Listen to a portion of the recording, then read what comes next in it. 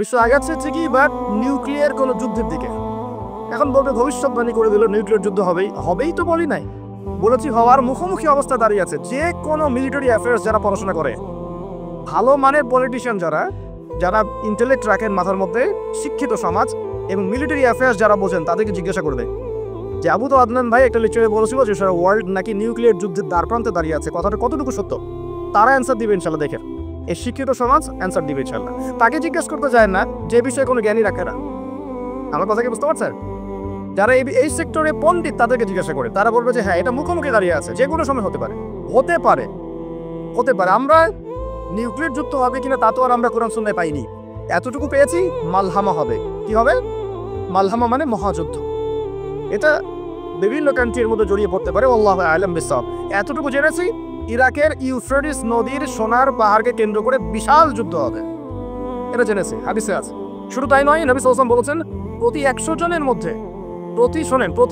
জনের মধ্যে 99 জন মানুষ ওই যুদ্ধে মারা যাবে। যারা যুদ্ধে অংশ নিবে তাদের কথা বলা হচ্ছে। মুসলিমদেরকে বলা হচ্ছে তোমরা ওই সম্পদে হাতও দিবে না। ওই সম্পদ নেয়া তো দূরের কথা, ওখানে হাতও দিতে যেও। আমার কথা বুঝতে পারছেন? তো দেখছেন বিশ্ব এগিয়ে যাচ্ছে, কিন্তু আমরা বলছি যে একটা নিউক্লিয়ার ওয়ারের দিকে এগিয়ে যাচ্ছে। দেখছেন ইকোনমিক্যালি আমরা খুব সমৃদ্ধ হচ্ছি, সারা বিশ্ব, তাই না? কিন্তু বিশ্বের অনেক দেশ, বিশ্বের অনেক কান্ট্রি ইকোনমিক্যালি এখন একটা দুরবস্থার সম্মুখীন হয়ে আছে। এটা রিয়েলিটি আর ভিজুয়াল ওয়ার্ল্ড এক জিনিস নয়। আপনি দেখছেন মেয়েরা খুব এগিয়ে যাচ্ছে, একদম ওই যে স্টেজে একটু নাচানাচি করছে, অধিকার আন্দোলন এভরিথিং, তাই না? কিন্তু বাস্তবতা কি জানেন? বাস্তবতা হচ্ছে আমাদের মা বোনরা বেপর্দা হচ্ছে দিন দিন বেশি, এবং তারা এগিয়ে যাচ্ছে জাহান্নামের দিকে। নবীজি বলেছেন এই কথাই, শেষ জামানায় এক শ্রেণীর নারী বের হবে, নিসাউন, মহিলা, ক্যাসিয়াতুন, যারা কাপড় পরে থাকবে, আরিয়াতুন, তারপরেও নগ্ন হবে, কাপড় পরেও নগ্ন থাকবে, এবং তারা অন্যকে আকৃষ্ট করবে, যে সিডিউস করবে, এবং অন্যের দিকেও আকৃষ্ট হবে, মানে নিজেও সিডিউস হবে। তো এই শ্রেণীর মেয়েরা কি এখন বের হয়নি? একটা বড় সাইন বলেছেন নবী সাল্লাল্লাহু আলাইহি ওয়াসাল্লাম লাস্ট ডে বা কিয়ামতের, সেটা হলো যে সমাজের সবচেয়ে নিম্ন শ্রেণীর মানুষ, মানে যাদের পরনে কাপড় ছিল না এবং পায়ে স্যান্ডেল ছিল না, পরলোকদের কথা বলা হচ্ছে না এই হাদিসের মধ্যে। এখানে বলা হচ্ছে যে আনতারাল খুফাতাল আওরাতাল আয়ালাতা রিয়াশা ইয়াতাতাওয়ালুনা ফিল বুনিয়া। এখানে এমন মানুষের কথা বলা হচ্ছে যারা নগ্ন পদের, খালি পায়ের, স্যান্ডেল কেনার টাকা নাই, খালি গায়ের মানে কাপড় কেনার টাকা নাই, এবং রাখাল শ্রেণীর মানুষ। তারা কি করবে? ইয়াতাতাওয়ালুনা ফিল বুনিয়ান, উঁচু উঁচু কনস্ট্রাকটিভ বিল্ডিংস নির্মাণের প্রতিযোগিতা করবে। হয়েছে কি হয়নি? কিভাবে সম্ভব হলো? রিবা, সুদের মধ্য দিয়ে, এবং করাপশন, অন্যের সম্পদ আত্মসাতের মধ্য দিয়ে। হয়েছে কি হয় নাই? আর কোন নিদর্শনের জন্য অপেক্ষা করছে? একটা একটা করে বলতে গেলে সারা রাত চলে যাবে। মূল কথা হচ্ছে ফিতনাময় পরিবেশের মধ্যে, যেখানে এরকম দাজ্জালীয় সবকিছু দেখা যায়, আপনার বাইরের চোখ দিয়ে না দেখে ভিতরের চোখ দিয়ে বুঝতে হবে, তখন দেখবেন এখানে বাস্তবতা এবং ভিজুয়াল ওয়ার্ল্ডের মধ্যে আকাশ পাতাল পার্থক্য আছে। আপনি দেখছেন হ্যাঁ, মেয়েরা এগিয়ে যাচ্ছে, আমরা বলছি বাস্তবতা হচ্ছে মেয়েরা জাহান্নামের দিকে যাচ্ছে এগিয়ে। আপনি দেখছেন যে হ্যাঁ, খুব সুন্দর ইকোনমিক প্রোগ্রেস, আদতে কি হচ্ছে? আদতে পুরো ইকোনমিক স্যাংশনের মধ্যে আমরা হচ্ছে অবস্থা খারাপ। আপনি দেখছেন সারা ওয়ার্ল্ড খুব এগিয়ে, মঙ্গলে, চাঁদে, কি একটা অবস্থা, কিন্তু আদতে কি হচ্ছে? পুরো কিয়ামতের দিকে বিশ্ব এগিয়ে যাচ্ছে। দেখছেন মুসলিম উম্মাহ খুবই নারে তাকবীর, আল্লাহু আকবার, একদম, তাই না আমাদের অবস্থা? কিন্তু বাস্তবতা কি? বাস্তবতা হচ্ছে পুরো বিশ্ব জুড়ে মুসলিমদের এখন একটা অধঃপতনের সময় চলছে, প্রতিটা সেক্টরে। এটা সেই যুগ না যেটাতে ওমর রাদিয়াল্লাহু আনহুর যুগে আমরা বসে পুরো বিশ্ব শাসন করতাম, সেটা কি এই যুগ? এই যুগ নয়। বরং নবীজি বলেন বাদাআল ইসলামু গরীবান ওয়া সায়াউদু কামা বাদা। ইসলাম শুরু হয়েছিল অপরিচিত ভাবে, গরীব ভাবে, ওয়া সায়াউদু কামা বাদা, এবং আবার শীঘ্রই সেই অপরিচিত জায়গায় ফিরে আসবে। অপরিচিত জায়গায় ফিরে আসবে, গরীব জায়গায়। আপনি পরিবার ইসলাম পালন করতে যান, পরিবারের মধ্যে আপনি গরীব হয়ে যাবেন, অপরিচিত হয়ে যাবেন। সমাজে পালন করতে যান, আমি কোন ইসলামের কথা বলছি? ওই গোলানো মার্কা ইসলাম না, যেটা সব তরকারিতে চলে, ওটার কথা বলছি না। যে ইসলাম ফলো করলে আপনার হাতে আগুন ধরে রাখার মতো অবস্থা হয়, ওটা ফলো করেন, সমাজে আপনি বিচ্ছিন্ন হয়ে যাবেন। বিশ্বে পালন করতে যান, দেখবেন আপনাকে কোণঠাসা করে রেখে দিয়েছে। এই হলো অবস্থা, গরীবা। এই অবস্থায় কি হবে? যেটা আপনি বাহ্যিক চোখে দেখছেন, বাস্তবতা এমন নাও হতে পারে। আল্লাহ পাক আমাদেরকে এই সিচুয়েশনটাকে বোঝার তৌফিক দান করুন। আর সিচুয়েশন বুঝতে গেলে বাহ্যিক জ্ঞান যথেষ্ট নয়, ইন্টারনাল কি লাগবে? আল্লাহর বাসিরা এবং নূর এবং মারিফত দরকার আছে। এটা কি জিনিস? এটা আমি আপনাকে আসলে ওই ক খ গ ঘর মতো পড়িয়ে বোঝাতে পারবো না, তবে আমি চেষ্টা করছি। আমার দিকে মনোযোগ দেন। খিদির আলাইহিস সালাম যা দেখছেন, মুসা আলাইহিস সালাম তাই দেখেছিলেন? আচ্ছা, খিদির আলাইহিস সালাম যে তিনটে ঘটনা ঘটলো, এই তিনটে ক্ষেত্রে খিদির সঠিক ছিলেন না ভুল? তাহলে তিনি এমন কি দেখলেন, কি বুঝলেন, কি শুনলেন যেটা মুসা আলাইহিস সালাম পারলেন না, বুঝলেন না?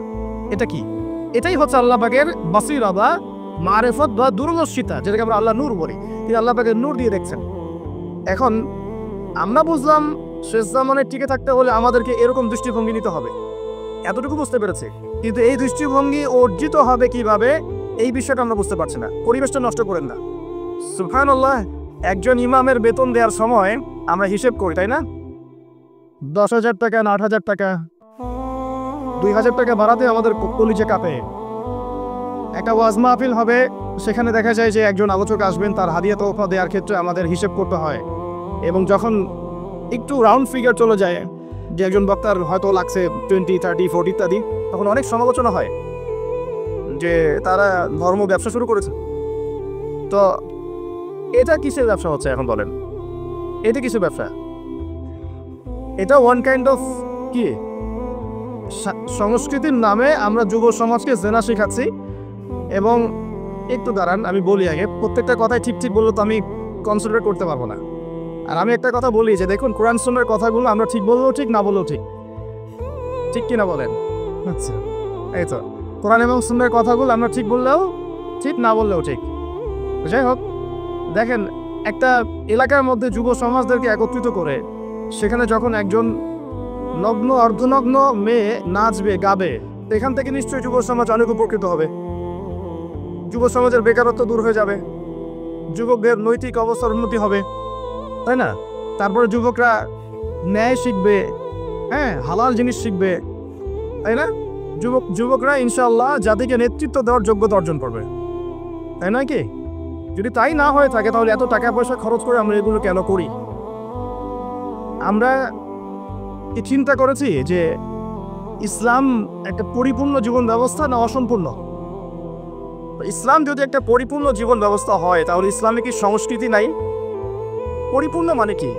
পরিপূর্ণ মানে হচ্ছে যে বিষয়টা এমনভাবে পরিপূর্ণ, তো বোঝায় যে গ্লাস, যদি এক গ্লাস পানি, এই গ্লাসটা কি পরিপূর্ণ? না, খালি আছে। যদি টইটুম্ব থাকতো যেখানে সামান্য কিছু প্রবেশ করার বা সামান্য কিছু বের করার কোনো সুযোগ নাই, তাতে সেটাকে বলা হয় কি? পরিপূর্ণ। এখন আপনি কোরআন পুরোটা ঘেটে ফেলেন, আপনি একজন হিন্দু ভাই হন বা খ্রিস্টান ভাই হন, বুদ্ধিস্ট হন, জিউস হন বা মুসলিম হন, বা আপনি কোনো ধর্মই মানেন না, একজন নাস্তিক মনে করেন, কথার কথা বলছি, আমি উদাত্ত আহ্বান জানাচ্ছি আপনি কোরআনটাকে স্টাডি করেন। আমি আপনাকে বলছি না যে একদম পরিপূর্ণ মুসলিম হয়ে যান, এটা কিন্তু আমি বলছি না। আমি বলছি আপনি কোরআনটাকে স্টাডি করেন, স্টাডি করে দেখেন যে কোরআনে এমন একটা বিষয়ে বাকি আছে কিনা যেটা মানবতার জন্য প্রয়োজন। এমন একটা কোনো বিষয় বাকি আছে নাকি?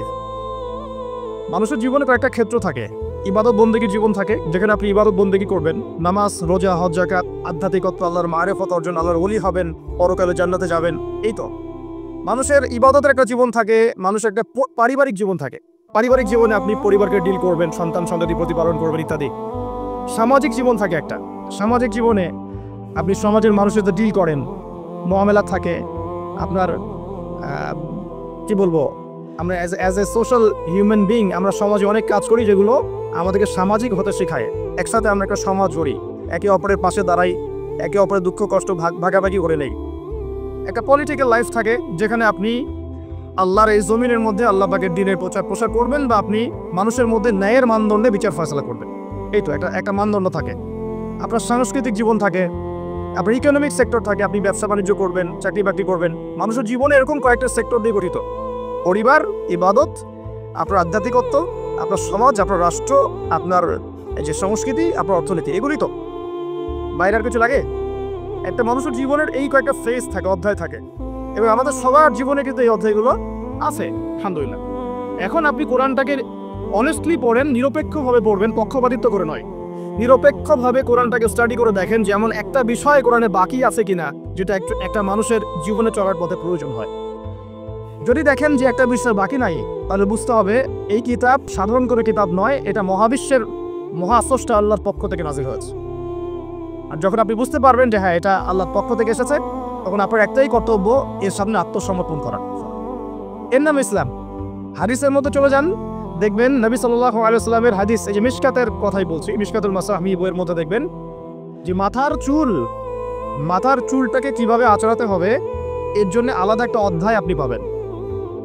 কিভাবে ইস্তেঞ্জা করতে হয় পাবেন, ইস্তেঞ্জা মানে পেশাব পায়খানা, কিভাবে গোসল করতে হয়, হায়েজ নিফাসে কি করতে হবে, স্বপ্নদোষ হলে কি করতে হবে, খাবেন কিভাবে, আপনি ঘুমাবেন কিভাবে, পোশাক পরবেন কিভাবে, নামাজ পড়বেন কিভাবে, জিকির কেমন করে করবেন, কি জিকির করবেন, কোরআন তেলাওয়াত কিভাবে করবেন, কেন করবেন, ফজিলত কি, সুন্নতের চর্চা কিভাবে করবেন, পরিবার কেমন করে গঠন করবেন, কোথায় আপনি রিজিকের সন্ধান করবেন, হালাল খাবেন না হারাম খাবেন, হালাল খেলে কি হবে, হারাম খেলে কি হবে, সামাজিকভাবে আপনি কিভাবে চলবেন, সমাজের মানুষের সাথে কিভাবে মেলামেশা করবেন, অন্যের হক নষ্ট করলে কি হবে, ঠিক আছে, আপনি রাষ্ট্র কিভাবে চালাবেন, আপনার সংস্কৃতি কেমন হবে, পোশাক কেমন হবে, এভরি সিঙ্গেল মানে ইনিশিয়েটিভ বা এভরি সিঙ্গেল সেক্টর, যেটাকে আমরা বলি এভরি সিঙ্গেল সেক্টর কোরআন এবং হাদিসের মধ্যে ডিটেইলস বর্ণনা করা আছে। সুবহানাল্লাহ। এখন যখন আপনি এটা জানলেন কোরআন এবং সুন্নাহ পরিপূর্ণ, যার দলিল হচ্ছে সূরা মাইদা 3 নম্বর আয়াত, আল্লাহ পাক বলেছেন আল-ইয়াউমা আকমালতু লাকুম দীনাকুম, আজকে আমি তোমাদের জন্য দিনটাকে পরিপূর্ণ করে দিয়েছি, ওয়া আতমামতু আলাইকুম নি'মাতি, তোমাদের উপর আমার নিয়ামতকে পূর্ণতা দিয়েছি, ওয়া রাদিতু লাকুমুল ইসলামা দীনান, এবং তোমাদের জন্য দিন ইসলামকে মনোনীত করে আমি আল্লাহ সন্তুষ্ট হয়ে গেছি। বলেন সুবহানাল্লাহ। আর এই আয়াতটা নাজিল হয়েছে বিদায় হজের ভাষণের সময়। বিদায় হজ কখন হয়েছে? 23 বছর পর, যখন নবী সাল্লাল্লাহু আলাইহি ওয়াসাল্লাম দীর্ঘ 23 বছর দাওয়াতি কাজের মধ্য দিয়ে দিনটাকে পরিপূর্ণতা প্রদর্শন করেছেন, প্রতিষ্ঠা করেছেন, তারপর এই আয়াত নাজিল হয়েছে। এখন ইসলামে কি সাংস্কৃতিক হেদায়েত নাই? আছে। যদি তাই থাকে তাহলে আমরা কেন এমন সংস্কৃতির চর্চা করব যে সংস্কৃতি আমাদের মধ্যে জেনা ছড়িয়ে দিবে, যে সংস্কৃতি আমাদেরকে নগ্ন মেয়ে আমাদের সামনে উপস্থাপন করছে, যে সংস্কৃতি আমাদের যুব সমাজকে যৌন সুরসুরির দিকে প্রলুব্ধ করছে, আমরা কেন সেই সংস্কৃতির চর্চা করব? আমাদের কাছে কি ইসলামিক সংস্কৃতি নাই? একটু ঠান্ডা মাথায় ভাবেন, সংস্কৃতির কি প্রয়োজন আছে? আপনার কৃষ্টি এবং কালচার মনন, আমরা বলি মন আর মনন, এটা বিশ্বের বুকে আপনি পরিস্ফুটন ঘটাবেন, গোলাপের মতো ফুটে উঠবে মনন। আমাদের কি দাড়ির সুন্নত নাই? আমাদের টাকনুর উপরে কাপড় পরার সুন্নত নাই? আমাদের ঢিলে ঢালা তাকুয়ার পোশাক পরার সুন্নত নেই? আমাদের মা বোনদের পর্দার সুন্নত নাই? আমাদের এই যুব সমাজ যারা তোমরা মানে পশ্চিমা সংস্কৃতি অনুসরণ করছো আর কি, তোমাদের জন্য কি রাসূলুল্লাহ সাল্লাল্লাহু আলাইহি ওয়াসাল্লামের লেবাস এবং পোশাকের কোনো সুন্নত নাই? মিউজিক পছন্দ করেন মনে করেন আপনি, আপনার জন্য কি ইসলামিক নাশিদ নাই? আপনি ধরেন মুভিজ পছন্দ করেন, ইসলামিক ভালো কোনো মুভিজ নাই? আপনি উৎসব পছন্দ করেন, ইসলামিক উৎসব নাই? আচ্ছা, এর পাশাপাশি এমন উৎসব, এমন সংস্কৃতির চর্চা করা যাবে যেগুলো কোরআন এবং সুন্নাহর সাথে সাংঘর্ষিক নয়। হতে পারে সেটা দেশীয়, হতে পারে সেটা সামাজিক, হতে পারে সেটা আমাদের দীর্ঘদিন ধরে চলে আসছে চিরায়ত কোনো ট্রেডিশন। সেটার চর্চা অবশ্যই করা যাবে যদি সেখানে এমন কিছু না থাকে যেটা কোরআন সুন্নাহর সাথে সাংঘর্ষিক। যদি সেখানে এমন কিছু থাকে যেটা কোরআন সুন্নাহর সাথে সাংঘর্ষিক, তাহলে কি করা যাবে? এই যে বিগত 31 অক্টোবর, সম্ভবত তারিখটা 31 অক্টোবর 2022, হ্যাঁ 31 অক্টোবর 2022, সারা বিশ্ব জুড়ে একটা চরম শিরক এবং জাহেলিয়াতে পূর্ণ উৎসব পালিত হয়েছে এবং যার ছোঁয়া আমাদের তাওহীদের দেশেও লেগেছিল। তার নাম হচ্ছে কি হ্যালোইন উৎসব, যেটা টোটালি একটা পশ্চিমা কালচার এবং সেটা দিয়ে ভূত সেজে মানুষ ঘুরে বেড়াচ্ছে। দেখেন নাই? তো এখানে একটা স্ট্যাচুকে প্রমোট করা হচ্ছে না? মানুষের স্বাভাবিক যে আকৃতি আল্লাহ পাক দিয়েছেন, এখান থেকে সে ভূত হতে যাচ্ছে, প্রেতাত্মা হতে যাচ্ছে। খ্রিস্টানরা বলছে যে এটা আমাদের, এটা আমরা পালন করতেও লজ্জা লাগে আমাদের, কিভাবে মুসলিমরা করলো আমাদের বুঝে আসলো না। খ্রিস্টানরাই কথা বলছে, আমার কথা না, খ্রিস্টানরা কথা বলেছে। তো এটা যদি কোরআন সুন্নাহর সাথে সাংঘর্ষিক হয় তাহলে কি আমরা এটা পালন করব? আর বাইরে একটা কথা বলতে ভুলে গেছি, যখন এই উৎসব চলছিল তখন কিন্তু কোনো ঘুমটাওয়ালা এর প্রতিবাদে 2টা লাইনও ফেসবুকে লেখা নাই, ঠিক আছে? হ্যাঁ, তারা ঘ্রাণ সম্পর্কে ঠিকই লিখেছে, তারা কিন্তু ঘ্রাণ ইস্যু নিয়ে খুব সোচ্চার। তাদের চোখের সামনেই হ্যালোইন উৎসব হয়ে গেছে, একটা লাইনও লেখার সাহস পায় নাই। কারণ লিখলে কি হবে? লিখলে ওই যে ভিতরে আযাব ভোগ করতে হবে, রিয়াল আর কথা বলবে না। বেশ দেখছো, 2013 থেকে 2013-14 থেকে নিয়ে 22 পর্যন্ত ইয়েমেনের হামলায় প্রায় 3.5 লক্ষ মানুষ মারা গেছে, যার মধ্যে 60 to 70% মানুষ হচ্ছে শিশু। 2013 থেকে 2022 পর্যন্ত ইয়েমেনে যে হামলাগুলো হয়েছে, এতে প্রায় 3 থেকে 3.5 লক্ষ মানুষ মারা গেছে, যার মধ্যে 60 to 70% মানুষ হচ্ছে শিশু। একটা লাইনও লেখার সাহস তারা পায়নি। পক্ষে বিপক্ষে একটা কথা বলারও সুযোগ ফুরসত, তাকওয়া, ঈমান তাদের ভিতর থেকে বের হয়নি। এই তো কয়েকদিন আগে বাংলাদেশে একটা আন্দোলন হয়েছিল, রাসূল সাল্লাল্লাহু আলাইহি ওয়াসাল্লাম এবং আয়েশা রাদিয়াল্লাহু আনহার চরিত্র নিয়ে কটূক্তি করা হয়েছে, মনে আছে কি? মানুষ খুব সহজে ভুলে যায় এটা স্মার্টফোনের যুগ। স্মার্টফোনের যুগ মানে কি? মানুষ খুব সহজেই ভুলে যায়। এই কারণে আপনি যখন কিছু কাজ করবেন, কাজগুলোকে খাতায় লিখে নেবেন, এতে করে মনে থাকবে, আদারওয়াইজ আপনি ভুলে যাবেন। এটা স্মার্টফোনের যুগ। আর এই ফোনটার নাম স্মার্ট হলেও এই ফোনটা খুব একটা স্মার্ট নয়, কথা বুঝতে পারছেন? বরং ফোনটা আমাদের দিন দিন আনস্মার্ট করছে আমাদেরকে আর কি। তো দেখুন কয়েকদিন আগে এটা হয়েছে, এবং সেই আন্দোলনে দেখা গেছে আলেম ওলামা তো অবশ্যই, অনেক পলিটিক্যাল লিডার্স এবং আমাদের জেনারেল ভাইরাও কিন্তু রাস্তায় নেমে মিছিল করেছিল, মনে আছে? এই তো কয়েকদিন আগে, এটা মেবি জুন জুলাই সামথিং এরকম হবে। আর তখন কিন্তু তাদের কেউই কোনো প্রতিবাদ করে নাই। যা করেছে যত সামান্য, এবং যারা এটা প্রতিবাদ করেছে ওদেরকে তারা বলেছে জায়েজ নয়, না জায়েজ, এসব প্রতিবাদও করা যাবে না। সুবহানাল্লাহ, মনে আছে কি? মনে করায় দিই। তারপরে আমাদের মধ্যপ্রাচ্যের অনেক বড় বড় রিনাউন্ড শাইখ, অনেক বড় রিনাউন্ড শাইখ, যাদের নাম শুনলে আমরা আসলে তাদের শ্রদ্ধাটা ঠিক মতো করতে পারি না। তাদের যে পরিমাণ জ্ঞান প্রজ্ঞা আল্লাহ পাক দিয়েছেন, এটা অর্জন করতে আমাদের মনে 100 বছর লেগে যাবে। এরকম বড় বড় অনেক শাইখ হঠাৎ করে হারিয়ে গেলেন, নাই। কোথায়? ওই যে আন্ডারগ্রাউন্ডে। কি হয়েছে? হকপন্থী, হকের কথা বলেছেন কিছু। কি করেছে?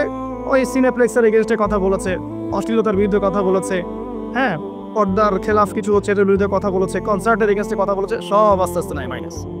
তো তারপর দেখা গেছে তাদের পক্ষে একটা লাইন লেখার মতো ফুরসত এদের হয়নি।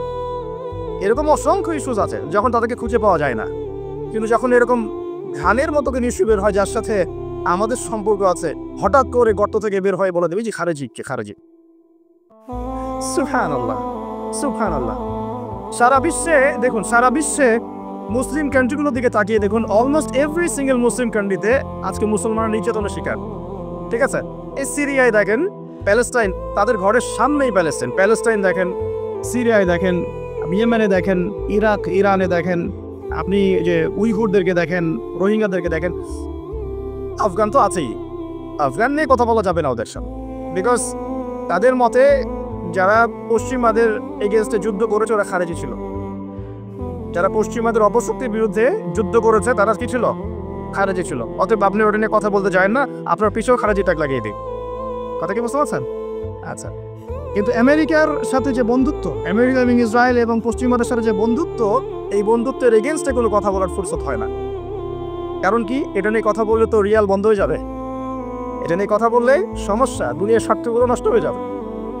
এ কারণে বিগার ইস্যুস, যে সারা ওয়ার্ল্ডে মুসলিমদের দুরবস্থা, ইকোনমিক স্যাংশন, শেষ জামানার চলমান ফিতনাগুলো, কান্ট্রিতে ইকোনমিক যে দুরবস্থা দেখা দিচ্ছে, মুসলিমদের উপর টর্চার, নির্যাতন, উম্মার বিভক্তি, এই যে বড় বড় ইস্যুসগুলো আছে, এগুলোর সময় চুপ, দেখতে পারবেন না, খুঁজে পাবেন না। যখনই দেখবেন এমন কোনো শব্দ বা ইস্যুস জোর করে বের করা যায় যেটাকে নিয়ে কথা বললে ইসলামিক একটা ফ্লোকে থামিয়ে দেওয়া যেতে পারে, তখন দেখবেন বর্ত থেকে মাথা বের করে বলছে ইয়ে খারেজি কি। সমাজদার গেলে ইশারা কাফি।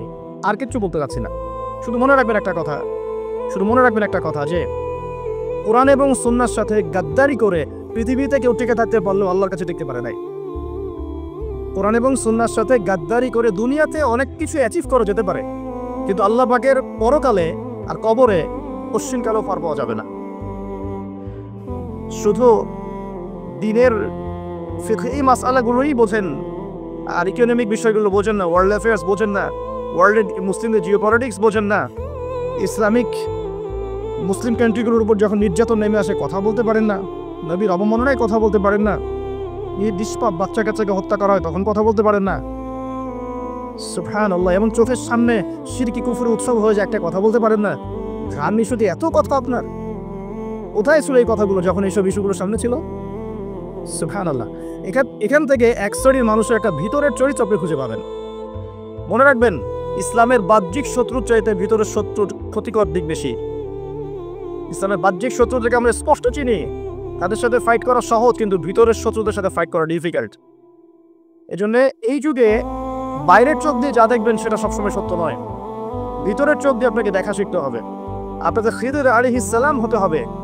কোন খিদর? মুসা আলাইহিস সালাম বলছেন নৌকা কেন ফুটা করলেন? যে নৌকা পার করে দিল, আমাদেরকে নদী পার করে দিল, ওই নৌকা ফুটা করলেন? এই বাচ্চাকে হত্যা করলেন কেন? নিষ্পাপ বাচ্চা। এই দেয়ালটা নির্মাণ করলেন কেন?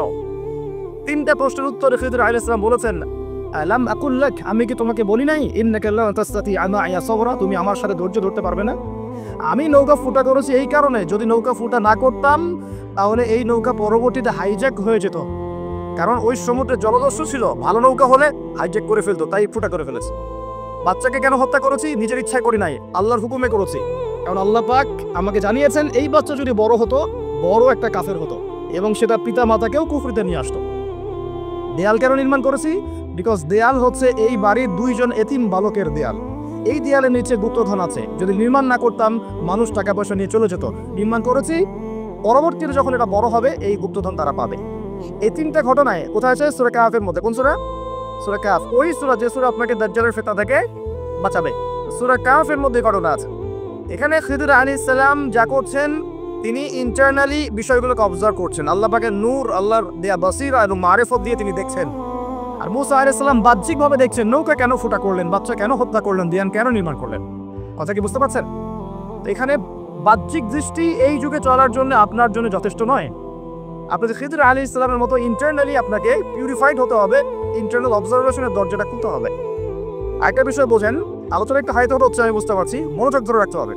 এখানে বিষয়টা হচ্ছে, যে যুগে ফিতনা ছড়িয়ে পড়বে, এমন ভাবে ফিতনা ছড়িয়ে পড়বে যে ফিতনাগুলো একদম দাজ্জালীয় সভ্যতার মতো। এখন কি সেরকম ছড়িয়ে পড়েছে না?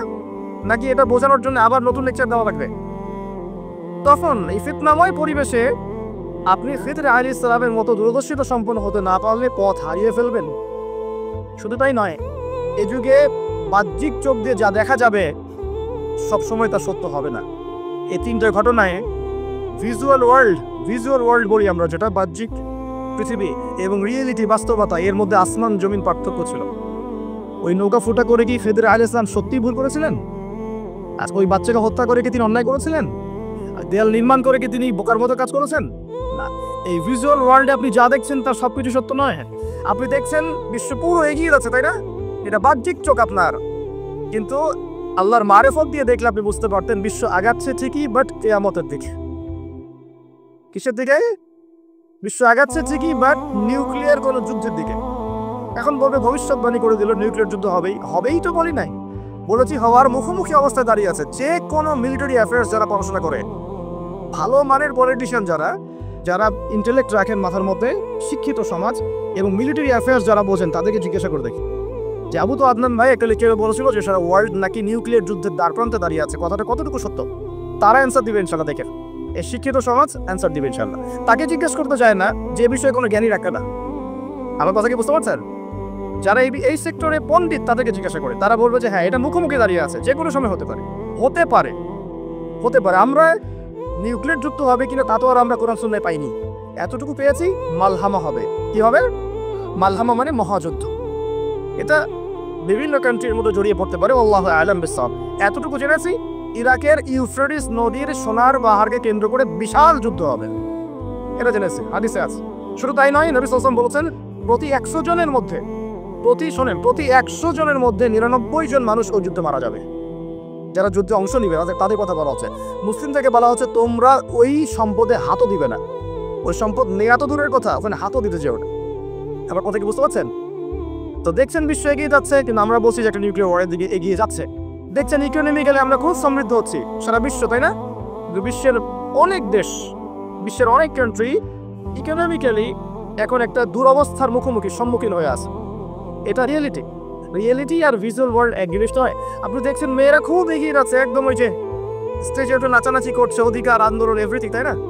কিন্তু বাস্তবতা কি জানেন? বাস্তবতা হচ্ছে আমাদের মা বোনরা বেপর্দা হচ্ছে দিন দিন বেশি, এবং তারা এগিয়ে যাচ্ছে জাহান্নামের দিকে। নবীজি বলেছেন এই কথাই, শেষ জামানায় এক শ্রেণী নারী বের হবে, নিসাউন, মহিলা, ক্যাসিয়াতুন, যারা কাপড় পরে থাকবে, আরিয়াতুন, তারপরেও নগ্ন হবে, কাপড় পরেও নগ্ন থাকবে, এবং তারা অন্যকে আকৃষ্ট করবে, যে সিডিউস করবে, এবং অন্যের দিকে আকৃষ্ট হবে, মানে নিজেও সিডিউস হবে। তো এই শ্রেণীর মেয়েরা কি এখন বের হয়নি? নবীজি মলস, গুলশান, ঢাকার বিগ সিটিজ, মেগা পয়েন্টগুলোতে যান, আপনি নিজে চোখেই দেখতে পাবেন। আপনার এখানে আছে? আচ্ছা, যাই হোক, থাকতেই পারে, কারণ এগুলো তো এখন ছড়িয়ে পড়েছে। ছড়িয়ে পড়েছে কিভাবে? এই যে মোবাইল ফোনের মাধ্যমে। এমন কোনো জায়গা নাই এখন, বিশ্বের এমন কোনো জায়গা নাই যেখানে এই ফিতনাগুলো আসলে ছড়িয়ে পড়ে নাই। সো তারা ছড়িয়ে পড়েছে। এখন নবী সাল্লাল্লাহু আলাইহি ওয়াসাল্লাম এটাই বলছেন যে মেয়েরা পোশাক পরিবর্তন হয়ে যাবে, ছেলেরা মেয়ের পোশাক করবে, মেয়েরা ছেলের পোশাক করবে। পরে নাই? আর কোন নিদর্শনের জন্য অপেক্ষা করছেন? শুধু পোশাক পরিবর্তন মানে বাহ্যিক পোশাক নয়, এখানে আপনার সমাজের ফাংশনাল রোলটাও চেঞ্জ হয়ে যাবে। মেয়েরা ছেলেদের জায়গায় আসবে, ছেলেরা মেয়েদের জায়গায় আসবে। এসেছে কি আসে নাই? আচ্ছা, একটা বড় সাইন বলেছেন নবী সাল্লাল্লাহু আলাইহি ওয়াসাল্লাম লাস্ট ডে বা কিয়ামতের, সেটা হলো যে সমাজের সবচেয়ে নিম্ন শ্রেণীর মানুষ, মানে যাদের পরনে কাপড় ছিল না এবং পায়ে স্যান্ডেল ছিল না, বড়লোকদের কথা বলা হচ্ছে না এই হাদিসের মধ্যে। এখানে বলা হচ্ছে যে আনতারুল হুফাতাল উরাতাল আয়ালাতা রিয়াশাইয়াতাওয়ালুনা ফিল বুনিয়ান। এখানে এমন মানুষের কথা বলা হচ্ছে যারা নগ্ন পদের, খালি পায়ের, স্যান্ডেল কেনার টাকা নাই, খালি গায়ের মানে কাপড় কেনার টাকা নাই এবং রাখাল শ্রেণীর মানুষ, তারা কি করবে? ইয়াতাওয়ালুনা ফিল বুনিয়ান, উঁচু উঁচু কনস্ট্রাকটিভ বিল্ডিংস নির্মাণের প্রতিযোগিতা করবে। হয়েছে কি হয়নি? কিভাবে সম্ভব হলো? রিবা, সুদের মধ্য দিয়ে, এবং করাপশন, অন্যের সম্পদ আত্মসাতের মধ্য দিয়ে। হয়েছে কি হয় নাই? আর কোন নিদর্শনের জন্য অপেক্ষা করছে? একটা একটা করে বলতে গেলে সারা রাত চলে যাবে। মূল কথা হচ্ছে ফিতনাময় পরিবেশের মধ্যে যেখানে এরকম বিশ্ব আগাচ্ছে ঠিকই, বাট নিউক্লিয়ার কোনো যুদ্ধের দিকে।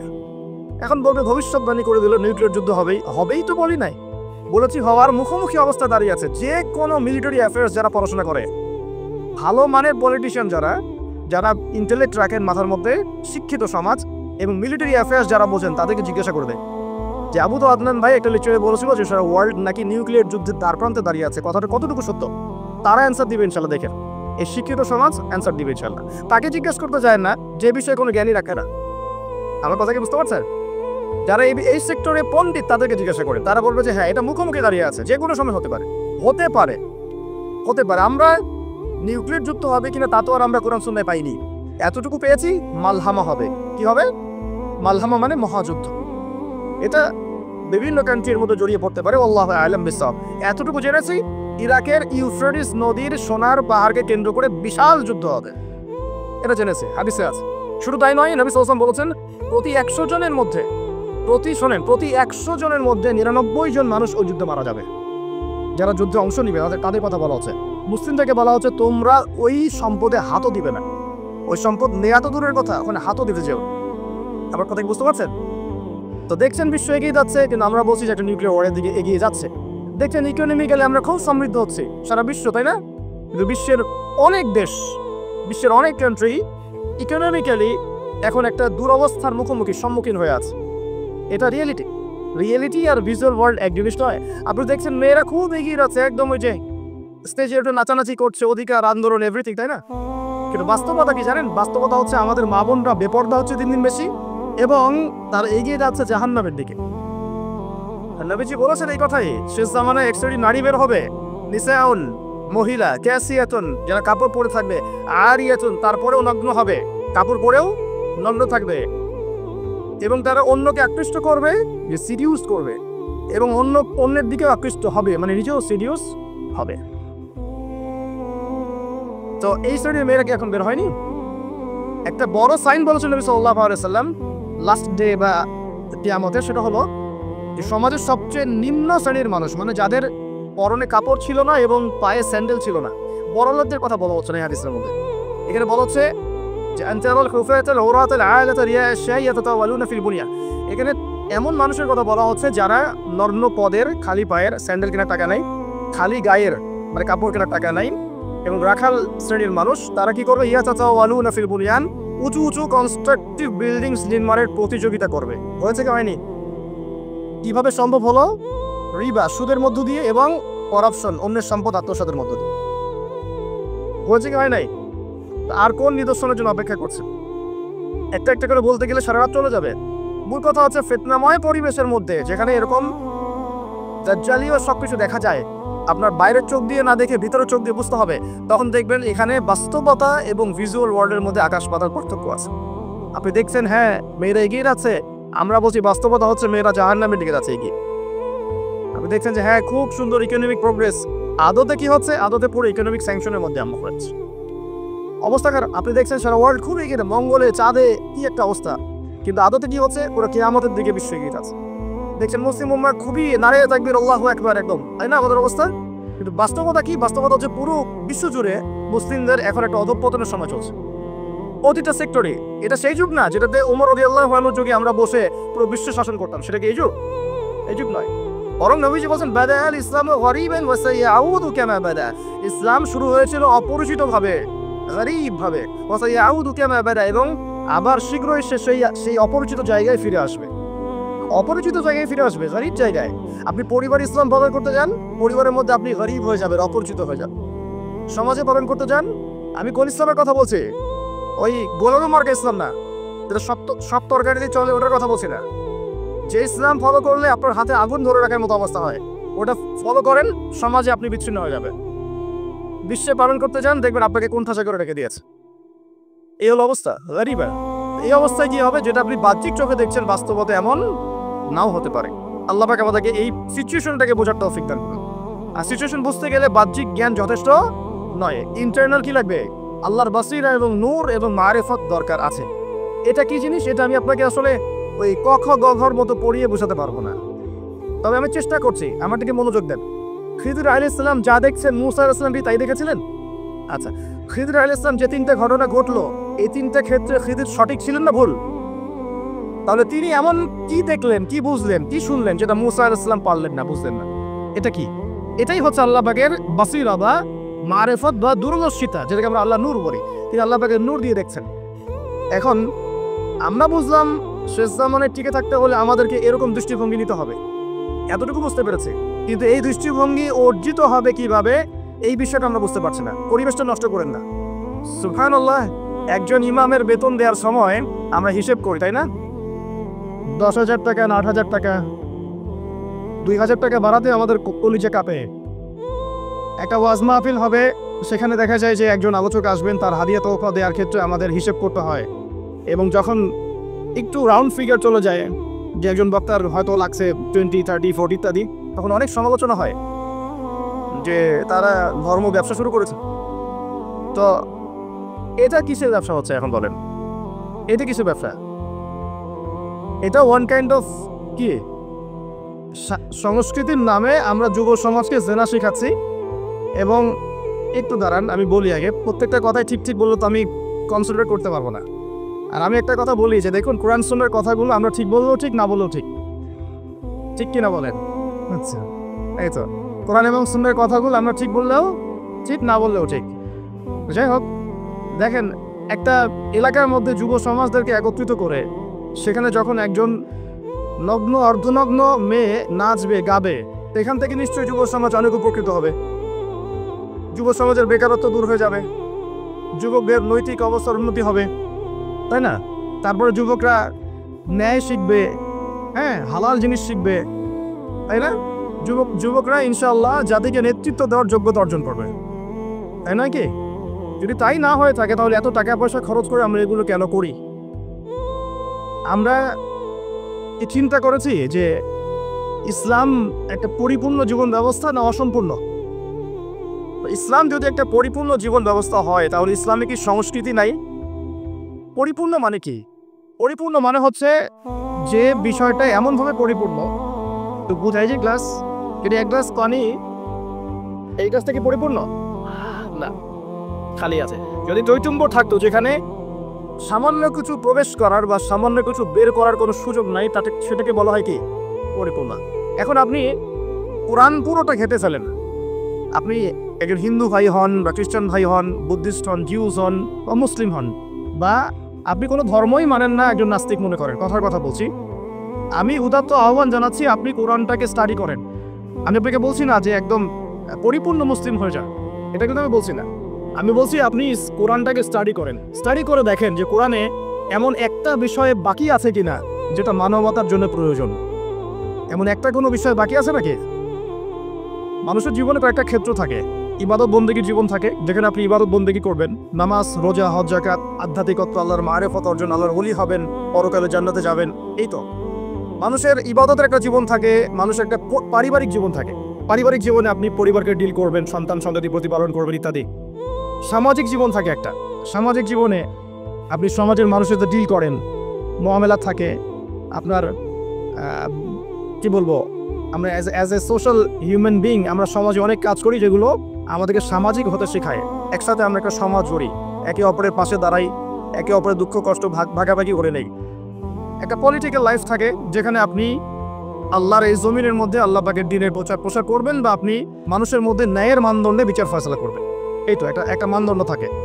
আপনার সাংস্কৃতিক জীবন থাকে, আপনার ইকোনমিক সেক্টর থাকে, আপনি ব্যবসা বাণিজ্য করবেন, চাকরি বাকরি করবেন। মানুষের জীবনে এরকম কয়েকটা সেক্টর দিয়ে গঠিত: পরিবার, ইবাদত, আপনার আধ্যাত্মিকত্ব, আপনার সমাজ, আপনার রাষ্ট্র, আপনার এই যে সংস্কৃতি, আপনার অর্থনীতি। এগুলি তো, বাইরে আর কিছু লাগে? একটা মানুষের জীবনের এই কয়েকটা ফেজ থাকে, অধ্যায় থাকে, এবং আমাদের সবার জীবনে কিন্তু এই অধ্যায়গুলো আছে আলহামদুলিল্লাহ। এখন আপনি কোরআনটাকে অনেস্টলি পড়েন, নিরপেক্ষভাবে পড়বেন, পক্ষপাতিত্ব করে নয়। নিরপেক্ষভাবে কোরআনটাকে স্টাডি করে দেখেন যেমন একটা বিষয় কোরআনে বাকি আছে কিনা, যেটা একটা মানুষের জীবনে চলার